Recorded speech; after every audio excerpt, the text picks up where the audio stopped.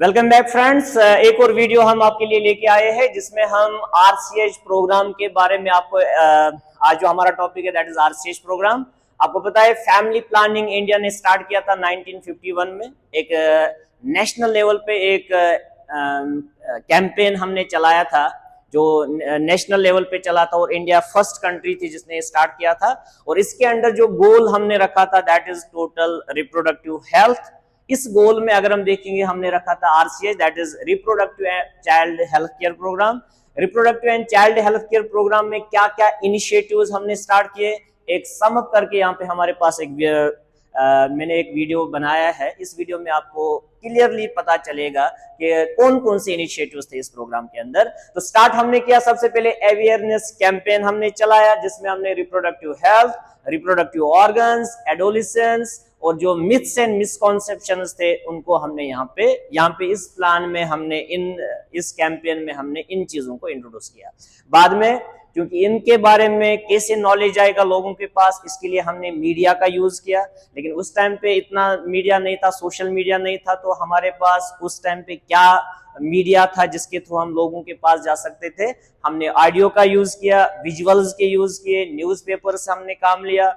जैसे रेडियोज हमने ऑडियो में देखा, हमने रेडियो में इन एड्स को लगाया, टीवीज में हमने, सीरियल्स में हमने इन एड्स को लगाया। बाद में न्यूज़पेपर्स पे जा रहे थे ये एड्स और गवर्नमेंट के कैंपेन्स चल रहे थे। एनजीएस से हमने हेल्प लिया, that is non governmental agencies से हमने हेल्प लिया। तो इनके थ्रू हमने लोगों को अवेयर किया। बाद में इसी में अगर हम देखेंगे इसमें हमने बैन किया एमनियोसेंटेसिस।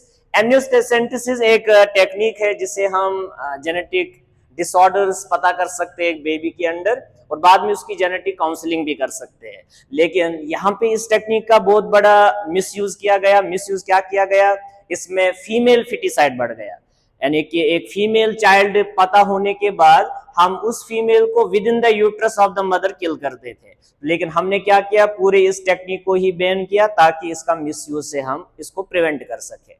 इसी में अगर हम देखेंगे आरसीएच प्रोग्राम में हमने sex education schools and colleges में इंट्रोड्यूस किया जिसमें हमने रिप्रोडक्टिव हाइजीन पे फोकस किया, रिप्रोडक्टिव ऑर्गन्स के बारे में हमने अवेयर किया इधर स्कूल्स एंड कॉलेजेस में बच्चों को, और जिसमें हमने यही चीजें एडोलेसेंस, मिथ्स एंड मिसकॉन्सेप्शंस इनके बारे में हमने इनको अवेयर किया।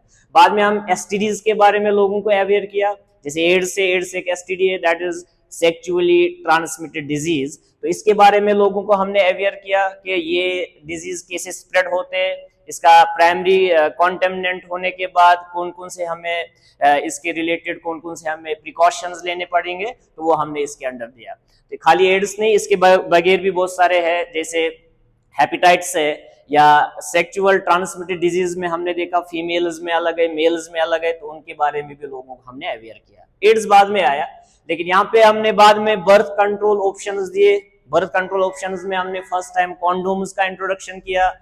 यहाँ पे एब्स्टेंस क्या होता है, फर्टाइल पीरियड क्या है, सेफ पीरियड क्या है, उनके बारे में हमने अवेयर किया।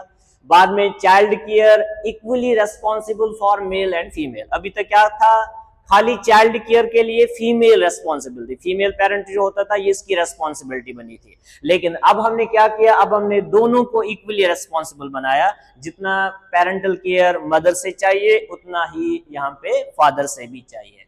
इंपॉर्टेंस ऑफ ब्रेस्ट फीडिंग, क्योंकि यहाँ पे जो मदर का मिल्क होता है फर्स्ट वीक का उसको हम कोलेस्ट्रम बोलते हैं। कोलेस्ट्रम में यहाँ पे एंटी इम्यूनोग्लोबिन्स भी मिलते हैं इस बेबी को, तो इसकी बहुत ज्यादा इंपॉर्टेंस है ताकि उसके अंदर वो इम्यूनाइज हो सके, उसके अंदर रेजिस्टेंस डेवलप हो सके। तो इसमें इसकी इंपॉर्टेंस क्या है ब्रेस्ट फीडिंग की, जो मदर के मिल्क पे डिपेंडेंट होता है बेबी, इसकी इंपॉर्टेंस क्या है वो हमने इस कैंपेन में बताया।